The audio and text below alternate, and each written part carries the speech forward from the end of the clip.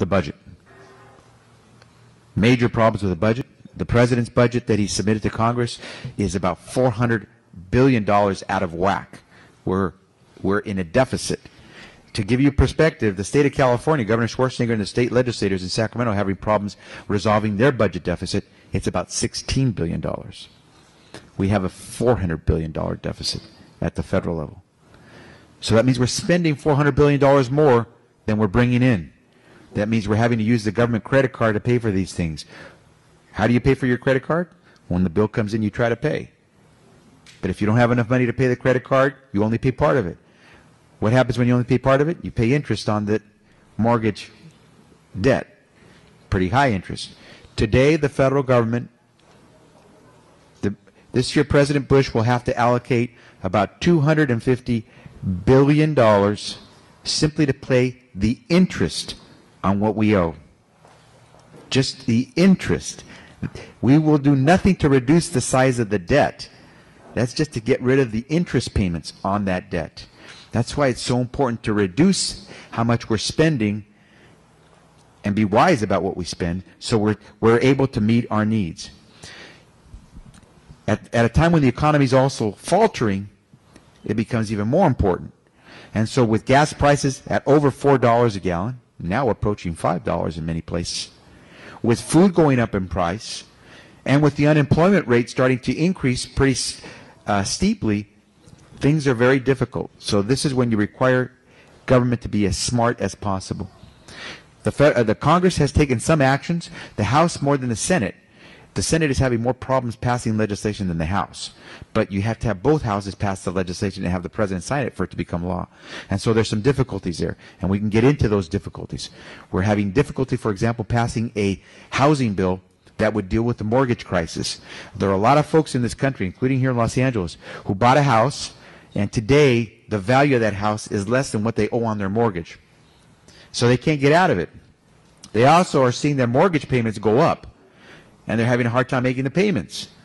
And so rather than see people lose their home to foreclosure, in which case you lose everything, or just abandon the home, which means abandoning your neighborhood and making it tough for your neighbors, we're trying to figure out how we could try to help those who were most innocent. And I say it that way because there were a lot of folks who speculated in the housing market, who bought homes, know they couldn't afford them, and I'm not interested in bailing them out. I'm also not interested in bailing out the mortgage creditors who gave who gave people loans knowing that they really couldn't afford to keep those loans once the interest rate started to go up. The problem is you can't be surgical in all your answers nationwide. So what we're trying to do is come up with a plan that's already passed the House. Several weeks ago, we passed the bill out of the House. The Senate is having political arguments about what to keep and what to put in the bill to make it similar to our bill. But one of the things we're trying to do is say this, okay, banks, because the banks are telling us you got to do something. All these people that we lent money to are failing to pay. We're saying, okay, look, this is what we'll do. One of the proposals says, if you're willing to drop how much mortgage you say that person owes you, take it down to 85% of what the mortgage is today, we will then, the government, which really means you and me, it's the taxpayers, we will then guarantee that loan. So long as the lendee, the person who has the house, who's making the mortgage payments, agrees as well that he or she will be responsible for that now reduced mortgage that he or she has and will continue to pay it. So in essence, we're knocking down the value of the house through the mortgage, which market already has done that. But what we're doing is we're asking the creditor, the bank, the lender, you have to write off as a loss 15% of what you thought you were going to get in that mortgage. Hopefully then that makes it possible for the person who's in the house to keep the house and make the payments now that they've been reduced. If that's the case, then what we've in essence, we've helped out those homeowners, hopefully to keep the house. We've helped out the banks because now they have a reason to believe that the homeowner will continue to pay. but the banks have now had to take it in the pocket. They have to swallow a 15% loss. They're willing to do that, some of them, because if they don't do that, they're going to lose even more if you foreclose, if a person forecloses. The risk we take as the people in the government is that homeowner still bails out. The bank still has to foreclose, and now the federal government has to cover the bank for what's left of the mortgage after they reduce it to 85%. So we're still taking a risk. But we figure that by going through good checks of those homeowners, that we can find out who are legitimate homeowners. You cannot take advantage of this unless you are a resident of the home. This is not for speculators who buy a house and then rent it out. You have to be the owner and dweller in that home in order to take advantage of this. So it's limited to those who are living in the home. There's some other things in the bill. There's a first-time home buyer credit for those who are going to buy for the first time. There's some other aspects in there where we're going to raise the limits on what you can borrow without having your interest rates go up. You've heard of jumbo loans. In Los Angeles, almost everyone has to get a jumbo loan instead of a conventional loan to buy a house, because in order to buy a house in L.A., you're probably paying $400,000, $500,000, $600,000, $700,000, $800,000 for a modest home. A conventional loan, which gets the lowest interest rates, only goes up to about $300,000 and some odd $1,000. You won't qualify for a conventional loan if the loan you need to take out is over that amount.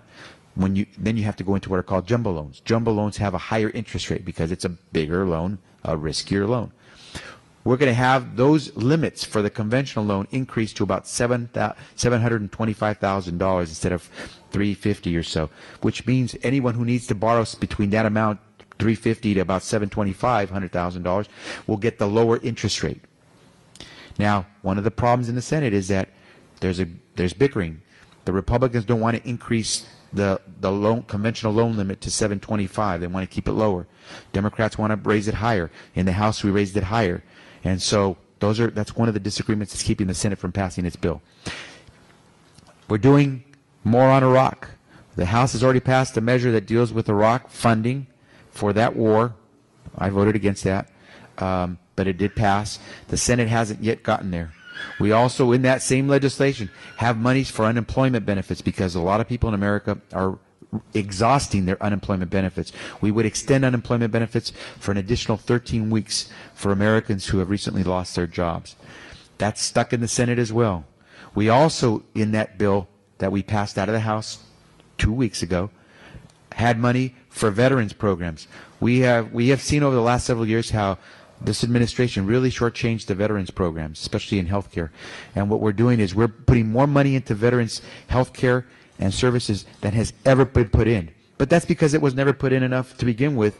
And now with all the soldiers returning back from Iraq and Afghanistan, and by the way, they're returning with far more difficulties than in the past because of all the tours they're doing and because of the sophistication in the weaponry. So today, you're finding young men and women surviving what in Vietnam and before would have killed the soldier. Unfortunately, of course, they're coming back with fewer limbs, with some mental difficulties, because the type of combat they're seeing is it's over and over, plus the extra tours. It's made it very difficult. So we know what's going to happen. We saw what happened with Agent Orange, with Vietnam. We saw what happened when you don't deal with it early. And we have too many of our homeless people who are veterans. And so we've decided to pump a lot of money into the veterans programs. Now, as I just mentioned to you, we're in a deficit. We don't have enough money. But you have to make a decision. Do you shortchange those men and women who are coming back from Iraq because you don't have money? Or do you fund those programs for them and figure out how you're going to pay for it in the future? Some of us, for example, don't believe that the tax cuts that President Bush has really pushed for that help people who make $300,000 and above are the right thing to do at a time when we don't have money for our veterans. You have to make choices. I'd love to give everyone tax cuts. But if I have to make a choice, I'd rather pump the money into veterans than let it go into giving tax cuts for folks who are making $300,000 a year. So we made a commitment in the House to really increase the funding for veterans because we see the wave of soldiers coming in and the kinds of problems they're going to face.